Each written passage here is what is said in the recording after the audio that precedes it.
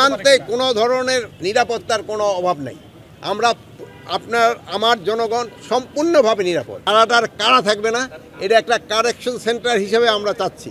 এই কারেকশন সেন্টারটার উদ্দেশ্য হচ্ছে, আমি বলি নেই, কারেকশন সেন্টারটার উদ্দেশ্য হচ্ছে এখন একটা কারারক্ষী যখন ভিতরে থাকে, সেই সময় তার এই ফ্যামিলির চলা মানে সংসার চালানো কিন্তু খুবই কষ্টকর।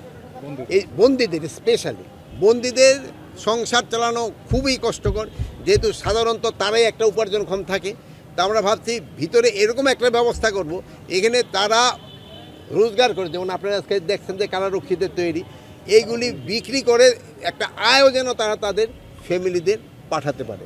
এতে একটু তাদের ফ্যামিলি যে একেবারে বিরাট বিপদে পড়ে যায়, দোষটা কিন্তু করছে সে আসামি, যে সে কিন্তু সাফারটা করে ফ্যামিলিও, এই ফ্যামিলি যেন না করে এই একটা ব্যবস্থা করা। আর 2 নম্বর, কারার একটু পরিবেশটা আমরা একটু চেঞ্জ করতে চাচ্ছি, একটা মুক্তই যেন থাকে। যমুনা স্মার্ট রেফ্রিজারেটর, স্মার্ট লাইফে স্মার্ট রেফ্রিজারেটর। একটা বৈষম্য যেন কোনো কিছুতে না হয়। এবং আপনারা জানেন এই আগে বিভিন্ন ধরনের অত্যাচারের জন্যই কিন্তু জনগণ ফুঁসে উঠছিল। তা আমরা চাই আইনের একটা শাসন। এখন আইনের ভিতরে যে যা প্রাপ্য আমরা ওইটাই তাদের দিব। আগে যদি অত্যাচার করা হয়ে থাকে, এখন যদি আপনি করেন তাদের উপর আমরা অত্যাচার করবো, ওইটা তো হবে না।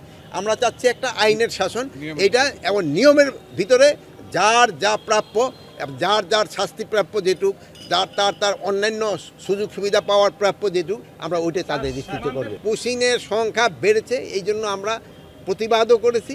বাট যারা আমাদের দেশি, আমাদের বাংলাদেশি, যেহেতু আমাদেরই ভাই, তাদের ক্ষেত্রে আমরা বলছি ভারতকে যে তোমরা প্রপার চ্যানেলে পাঠাও। আমরা যেমন যারা অন্যান্য দেশে, যারা আমাদের দেশে অবৈধভাবে থাকে, তাদের আমরা কিন্তু প্রপার চ্যানেল একটা আছে, ওইটারভাবে পাঠাই। বাট ওনারা এটা করতেছে না। বাট এই জন্য আমরা তাদেরকে বলতেছি যে তোমরা প্রপারভাবে পাঠাও। সে যদি আমার দেশের নাগরিক হয়, আমরা অবশ্যই আমরা অ্যাকসেপ্ট করব। এ ব্যাপারে আমাদের লেভেলে হয়েছে, ফরেন মিনিস্ট্রি তো তারা যোগাযোগ করতেছে। আপনারা বলছি যে গত ঈদ কিন্তু মাশাআল্লাহ অনেক ভালোভাবে হয়েছে, যেটা আপনারাই কিন্তু বিভিন্ন মাধ্যমে আপনারা প্রকাশ করছেন। এই ঈদও যেন ওই একই মাপে হয় এবং হচ্ছে আরও স্ট্যান্ডার্ড উন্নতি হয়। এই জন্য আমরা কিন্তু যেসব আমাদের আইন শৃঙ্খলা বাহিনী আছে, ভাইয়েরা যারা আছে, তাদেরই কিন্তু আমরা সবাই ইনস্ট্রাকশন দিয়েছি।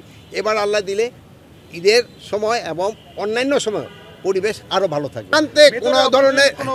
সীমান্তে কোনো ধরনের নিরাপত্তার কোনো অভাব নাই।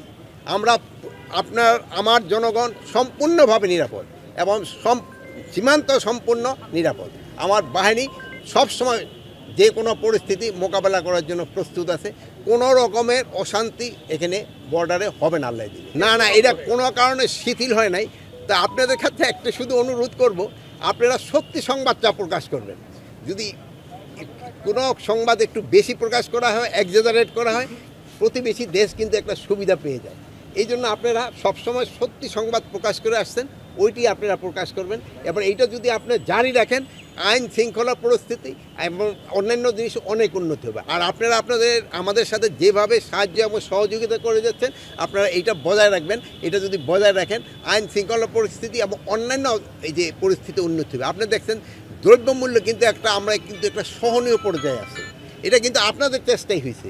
আপনি দেখেন এখন এই যে ধরেন ধানের উৎপাদনও কিন্তু আমাদের এইবার অনেক বেড়েছে, প্রায় 15 লক্ষ টন আমাদের এই বড় ধানের উৎপাদন বেড়েছে। এই জন্য হয়তো আমাদের যে গত বছর যে আমাদের কিছু আমদানি করা হচ্ছে, তাহলে আমাদের আমদানি করার প্রয়োজন না হতে পারে। এই জন্য আপনারা যদি সবাইরে উৎসাহ করেন, আমাদের কৃষকদেরও যদি উৎসাহিত করেন, তো কিন্তু তারা করে। ইভেন আলুরও দেখেন, আলুর দাম কৃষকরা কিন্তু আলুর দাম যার ন্যায্য দামটাও কিন্তু পাচ্ছে না, যেহেতু আলু উৎপাদন অনেক বেশি হয়ে গেছে। এবং এরও যেন ন্যায্য দামটা পায়, এটার জন্য আপনারা একটু যদি সাহায্য এবং সহযোগিতা করেন, তবে ভালো হবে।